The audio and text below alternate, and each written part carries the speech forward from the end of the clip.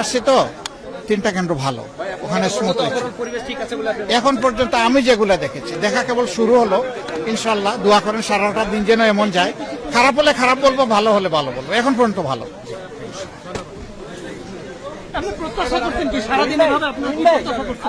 প্রত্যাশা সবসময় আল্লাহর উপর ভরসা।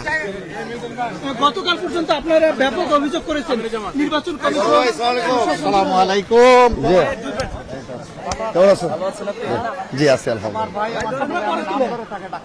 জি আমি বলেছি আপনাকে। জি জি থ্যাংক ইউ। সুন্দরভাবে চলো, এরপরে 2 ভাইয়ের 1 ভাই তো হবো।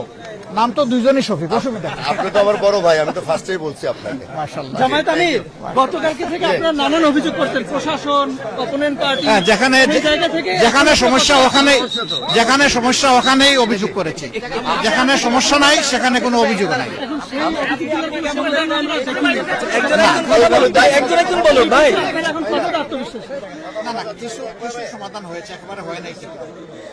আলহামদুলিল্লাহ। বলো ভাই, তুমি বলো কি বলেন। আপনি কেমন দেখছেন? জামায়াত আমির এখানে দেখছে, তার সাথে অনেক নেতা কেন্দ্রীয় লিডাররা আছে, সে দেখছে।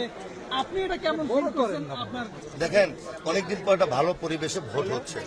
আমরা সকল দলেই চাই তাদের জনগণের যে ভোটের অধিকারটা, অন্ততপক্ষে সেই অধিকারটা রক্ষা হোক, এবং সেই ভোটের সুরক্ষা দেওয়ার জন্য আমরা উভয়ে মিলে আমরা জনগণের পক্ষ থেকে তাদেরকে সহযোগিতা করব।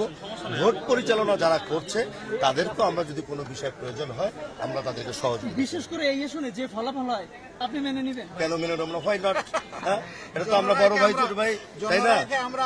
অবশ্যই সম্মানের সাথে গ্রহণ